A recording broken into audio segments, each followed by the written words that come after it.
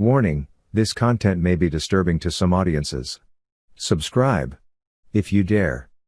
We were really well off in Korea until we moved to America. Hey everybody, welcome to ANECDOSED. People ask Reddit. People who grew up rich and are now poor. What's your story? Number 1. Commenter. Truth. Didn't realize how wealthy we were growing up. I knew we were well off, but I definitely believed we were firmly middle class.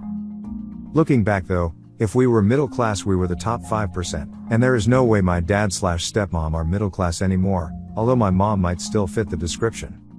I don't think we were ever spoiled kids, except maybe my younger brother, as we generally followed rules, respected our parents, did chores we were asked, etc. That said, we had every game system, we all had computers, TVs in our bedrooms. Christmas always involved a lot of presents, typically with one big gift for each person, like a PS4 for my brother. Our house was a big 5-bedroom place with a pool and a built-in waterfall/waterslide in the suburbs. Pretty much we were well-behaved kids who as a result tended to get anything we asked for.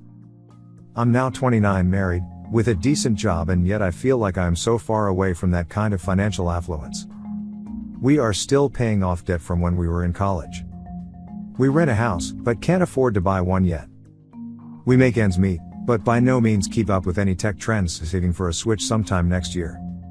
By contrast, my dad and stepmom own 6 properties now. Both are extremely successful in their careers. I think now I am actually middle class, and it makes the grass look a lot greener from before. Person B.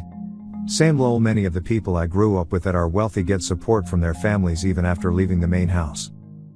My own parents do not believe in that kind of ongoing support, which I am thankful for, but man, it's a world of difference in my personality and lifestyle compared to people I grew up with.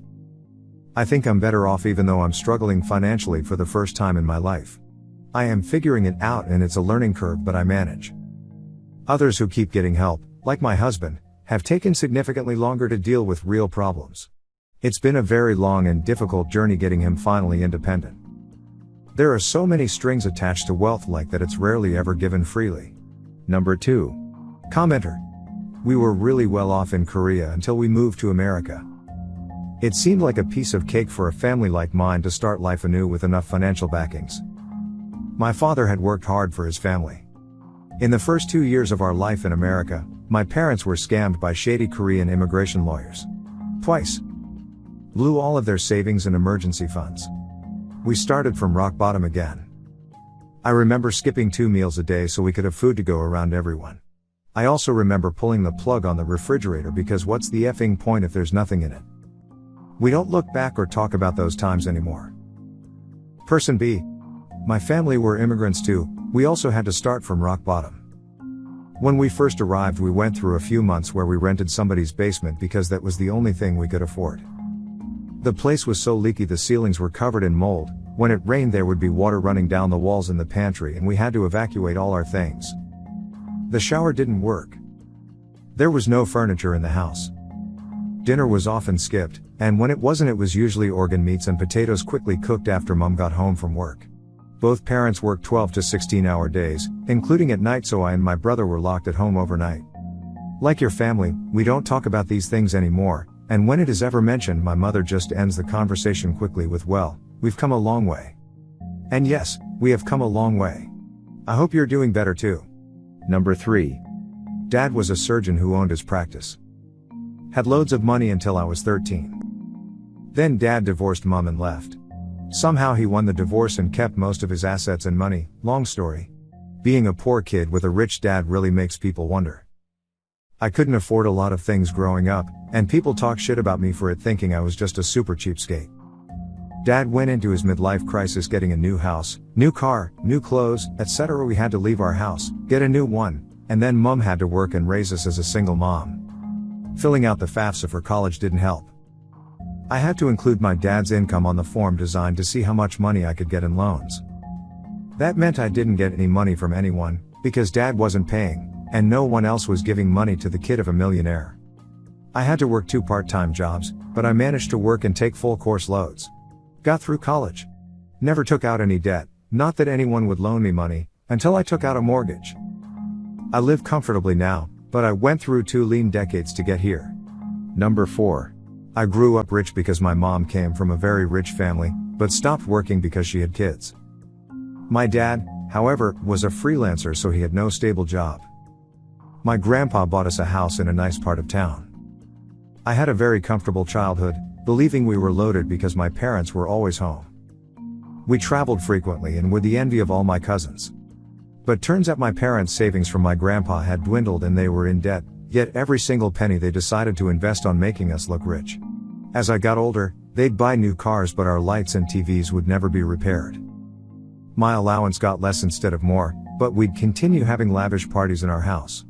I wore hand-me-downs from my older siblings well into high school. Once, we went to Canada for 2 weeks but stayed mostly in our hotel room, and my parents convinced us that we only ate meals from 7-Eleven every single day because that's what every Canadian did. To this day both my parents are struggling to get by, both still refuse to work. As a result, I promised myself never to stop working, and have spending issues. I rarely spend for myself, or else I'll end up like them. Number 5. The money was gone by the time it would have had any effect on me, but my grandfather was a fairly well-known cardiologist, and had a considerable estate. My mom and her sisters went to summer camps, had horses, had etiquette lessons, nannies. Other passed. Granddad made the poor decision to remarry, and he was drained dry. The family had to sell the farm, a separate property from the main estate, to cover the debt racked up in his name, and when he passed, almost everything was left to the wife, and nobody cared to follow it once we determined there was no viable legal action to take. So, I grew up with my dad developing his career as a state trooper and mom giving riding lessons to supplement income. Everyone's doing pretty well for themselves now, which is good. Dad retired, mom is a senior X-ray tech, and I'm a dough contractor, but there were certainly a few years where there was a lot of stress about getting the bills paid. Number 6. Growing up we were definitely well off. Nice home in a gated community, pool, all of the after-school activities my parents could pay for, ballet, art, karate, etc. Spring breaks to Paris/Hawaii, and annual trips to my parents' home country, Asia. Then, my dad invested into his best friend's business. His best friend, 20-plus year friendship, this dude was my godfather, convinced him that his company, which was doing super well at the time and making the friend a multimillionaire, needed a business partner to take the company to the next level. My dad, trusting his best friend, put everything we had into the company. But not just as an impartial lender. The friend convinced my dad to sign on as a partner within the business.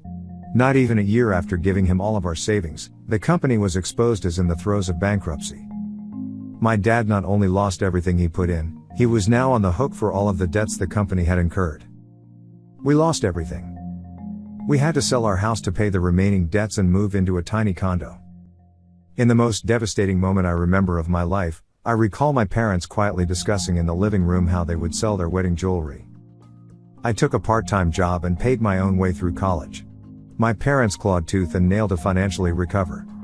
That was about 10 years ago, and it changed me dramatically for the better. I studied extremely hard through my college years, became a hardcore believer in personal finance, and am extremely frugal with money even though I make $140,000 and my husband makes more. My parents made some smarter business decisions and today live a slightly below average but still comfortable retirement. So life turned itself around for me, and I'm grateful for that every single day. I guess it doesn't answer the question properly in that we're not now poor, but I've definitely gone through the full cycle. Number 7. Dad had a successful construction company, owned an apartment building he rented out, had a $2 million house and $5 million vacation home. Lots of boats, none of which were particularly fancy except for his 50 Pro fishing boat for the Gulf of Mexico. Mother was a stay-at-home mom. Went to private school. Had a pretty normal upbringing despite my father's financial position. Which I'm thankful for considering what happened next. The crash in '08 meant construction wasn't in demand anymore. Father became an alcoholic, company dwindled and disappeared, parents divorced, and now I'm 19, currently living with my struggling mother and her new fiancé. Haven't spoken with my father in nearly 4 years. Divorce was about 8 to 9 years ago. Used to think it was possible my mom left my dad because of the finances, then started realizing what alcoholism was and that I've seen it in front of me for years. So basically now I'm 19, I've been working since I was 16. Currently between jobs technically, I just got hired on at a ski hill that was actually my first job and I'm waiting for work to start there. I have a nice little shitbox of a car and a nice cell phone. Took a welding class at a local community college for $1,200 and decided it wasn't for me. I have $0 to my name and have an upcoming phone bill.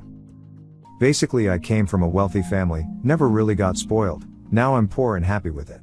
I got my whole life ahead of me to make money, and living on the low isn't all that bad. Sure, dining out is a luxury I seldomly have the privilege to indulge in, but I was very rarely able to eat out as a kid, so really nothing's changed except for the better. Well, aside from being poor, but like I got time to change that, and I'm working on it, plus I don't have to deal with my dad's condescending and generally abusive words. Number 8. The IRS came after my parents when I was 15. We lost $3 million due to filling mistakes. My college fund, car fund, and other savings were gone. I'm now 20, barely making $1K/month, have a shitty car, with a master's in video design. Going broke really made me humble and work harder. I feel like I relate to more people because I understand both sides. Number 9. Grew up upper middle class. Suburban house with pool and yard, dance classes and summer camp, 2 cars, mother didn't have to work. Moved out for college, developed health problems and realized that my family is appallingly dysfunctional and would continue hurting me forever if I let them. The US has no patience for those who cannot work 40+ hours a week, regardless of reason, and assumes your family will be your safety net. Now living in the kind of abject poverty where I routinely have to decide whether I'd rather skip meals and take the bus or walk 8 miles round trip and have a sandwich. Number 10. I think this is my Mills situation. Growing up, her father was pretty well off and well connected. Both parents came from wealthy families. He was the president of a company for a while and then left that to oversee operations for another company. Her mom was a Psalm and Society lady. This was in the 40s and 50s when Mill was growing up. Then the company Phil was running closed and he opened a financial services company, and that became successful. He ran that company for about 15 years. During that time his wife became sick and passed, and he became ill himself. Bit by bit, he had to sell off assets to live, as it seems he was good at earning money but not so very good at saving it. By the time he passed, all he had left was an old, decrepit house filled with old, decrepit furniture and not much else. Added to that were his 4 children, my Mill and her 3 brothers, who never had much expected of them and never really quite found their way in life. Mill did okay in that she married my Phil, who grew up very poor, is hardworking and probably has the first dime he ever made, and it's caused unending problems in their marriage, but that's another story. But her brothers are lifelong hot messes, chronically unemployed or underemployed, and their wives and kids aren't much better off. So, they all lived much differently than they grew up. I've seen this scenario a lot with the kids I grew up with.